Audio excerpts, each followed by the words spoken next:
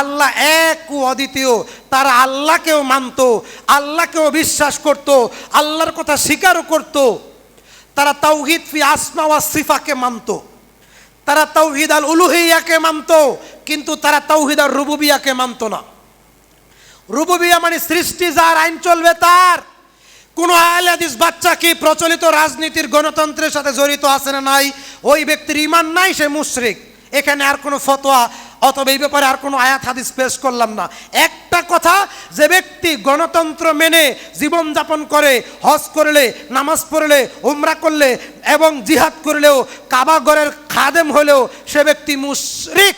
সেটা হোক ডক্টর মুসলিউদ্দিন, হোক কাবাগর ইমাম আব্দুর রহমান সুদাইস, হোক ডক্টর গালিব, হোক পৃথিবীর যত বড় ইমাম।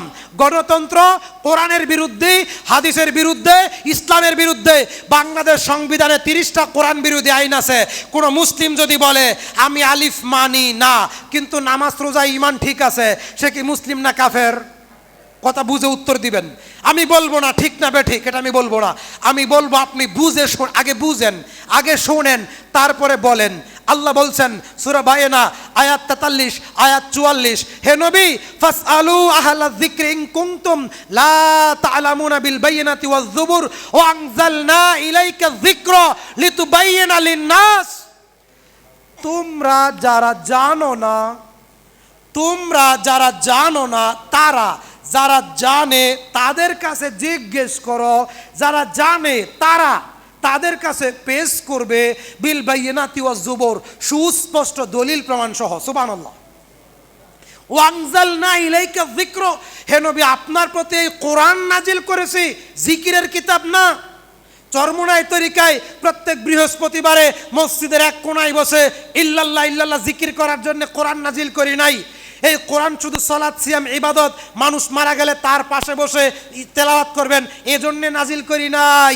ওয়ানজালনা ইলাইকা যিকরা লিতুবাইয়িনা লিন-নাস, লিতুবাইয়িনা লিন-নাস, লিতুবাইয়িনা লিন-নাস।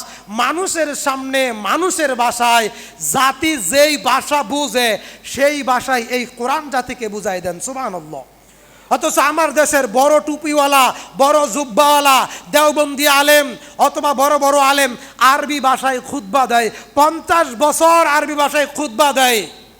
তিনি নিজেও বুঝে না কি খুতবা দেয়, জাতি তো দূরের কথা। এজন্যে জাতি যেই ভাষা বুঝে ওই ভাষায় জাতির সামনে আলোচনা পেশ করতে হবে দলিল প্রমাণ সহ। বলতেছিলাম রাসূল সাল্লাল্লাহু আলাইহি সাল্লাম বলছেন, কি বলছেন? মান ক্বালা আশহাদু আল্লা ইলাহা ইল্লাল্লাহ ওয়াহদাহু লা শারীকা লাহ। মক্কার কাফেররা আল্লাহকে স্বীকার করে, কিন্তু সূরা ইউনূস আয়াত 18 তে আল্লাহ বলছেন ওয়া ইয়াবুদুনা মিন দুনিল্লাহ মা লা ইয়াদুররুহুম ওয়া লা ইয়ানফাউহুম ওয়া ইয়াকুলুনা হাউলাই সুফাহাউনা ইনদাল্লাহ। আমার দেশের মুসলমানেরা যখন বিপদে পড়ে তখন মাজারে যায়, দরবারে যায়, পীরের কাছে যায়, খানকায় যায়। এরকম মুসলমান আছে না নাই? আছে। ওই তাদের সাথে আর মক্কার আবু জাহেলের সাথে কোনো পার্থক্য নাই। আল্লাহ বলছেন সূরা ইউনূস আয়াত 18, মক্কার কাফেররা আল্লাহকেও ডাকতো, আবার মূর্তিও পূজা করত। তখন তোমরা কেন মূর্তি পূজা করো? হাউলাই সুফাহাউনা ইনদাল্লাহ। যখন আমরা বিপদে পড়ব তখন এই মূর্তিগুলা আমাদের পক্ষ নিয়ে আল্লাহর কাছে কথা বলবে, আল্লাহর কাছে আমাদেরকে পৌঁছায় দিবে, এজন্য মূর্তিকে ডাকি। তাহলে তারা লা শারীকা লাহু লাহুল মুলকু ওয়াহদাহু লা শারীকা লাহ, তারা আল্লাহর তাওহীদ বজায় রাখতে পারে নাই। ওয়াহদানিয়াত, আল্লাহর তাওহীদ, আল্লাহর একত্ববাদ তারা রক্ষা করতে পারে নাই। তাহলে এক শ্রেণীর লোক যারা মুসলিম পীরের পূজা করে, মাজারের পূজা করে, নেতার পূজা করে, খানকা পূজা করে, দরবারের পূজা করে, তাবিজ দেয়, শিরিক করে, এই লোকগুলি মুসলিমের মিল্লাত থেকে বাদ, মুসলিমের মিল্লাত থেকে বাদ। তারা যদিও জন্মগত মুসলিম, যদিও কালেমা পড়ে, যদিও নামাজ পড়ে, যদিও হজ করে, এই আনুষাঙ্গিক আমল তারা যদিও করে, এই আয়াত এবং এই হাদিস প্রমাণ করে তারা খাঁটি ইমানদারদের গণনা থেকে, খাঁটি ইমানদারের তালিকা থেকে তারা কি বাদ, একদল বাদ। সম্মানিত হাজিরিন, রাসূল সাল্লাল্লাহু আলাইহি ওয়াসাল্লাম বলছেন ওয়াহদাহু লা শারীকা লাহ ওয়া আন্নী রাসূলুল্লাহ, এবং রাসূলের আদর্শের উপরে স্থির থাকবে। আহলে হাদিসের ভাইরা কার আদর্শে বিশ্বাসী? কথা বলেন। আহলে হাদিস ভাইরা কার আদর্শে বিশ্বাসী? আল্লাহর আদর্শে বিশ্বাসী। শুধু বুকে হাত বাঁধলে, রফুল ইয়াদাইন করলে, সূরা ফাতিহা পড়লে, পায়ের গিটের সাথে গিট মিলাইলে আহলে হাদিস হওয়া যায় না।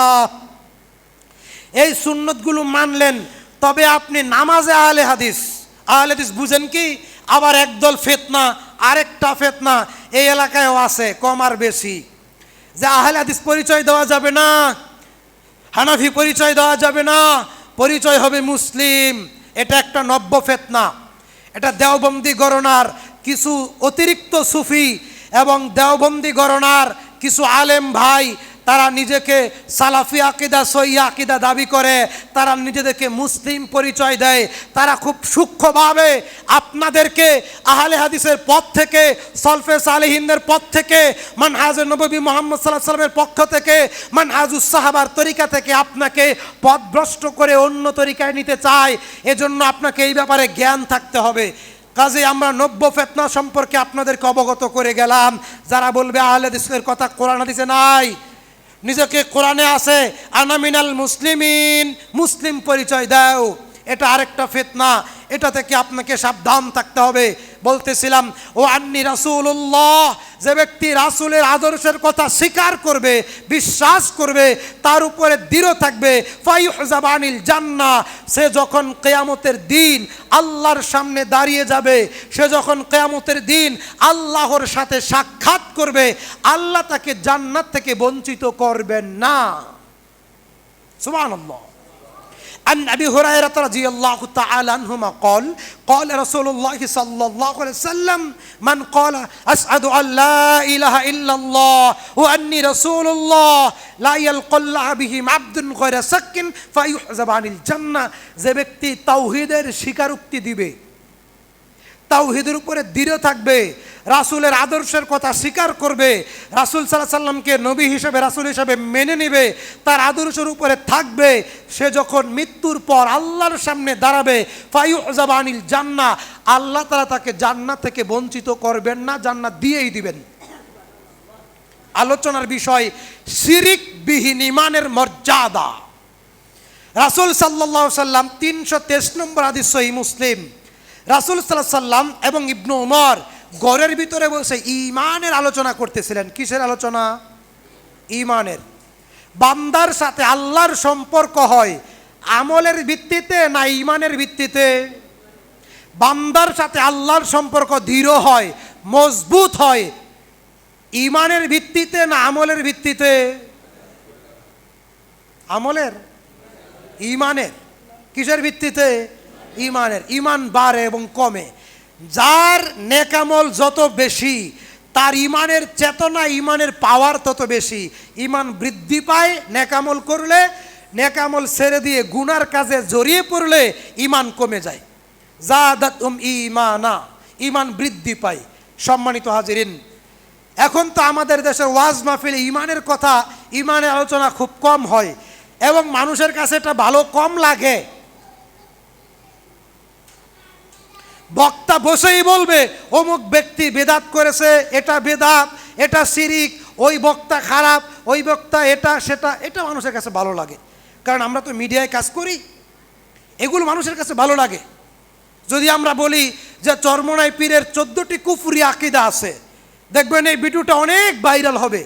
যদি আমরা বলি এনায়েতুল্লাহর আকিদায় আদর্শে কুফরি আছে, যদি আমরা বলি ঈদে মিলাদুন্নবী কুফরি, ঈদে মিলাদুন্নবী বিদাত, সম্মিলিত মোনাজাত বেদাত, জুমার 2 আজান চলবে না 1 আজান চলবে, ফরজ নামাজের পরে হাত তুলে ইমাম মুসল্লি মিলে হাত তুলে মোনাজাত করা বেদাত, কবর দেওয়ার পর ওইখানে ইমাম মুসল্লি দাঁড়িয়ে হাত তুলে মোনাজাত করা বেদাত। এই সমস্ত কথাবার্তা অনেক ভাইরাল হয়, অনেক মানুষ দেখে।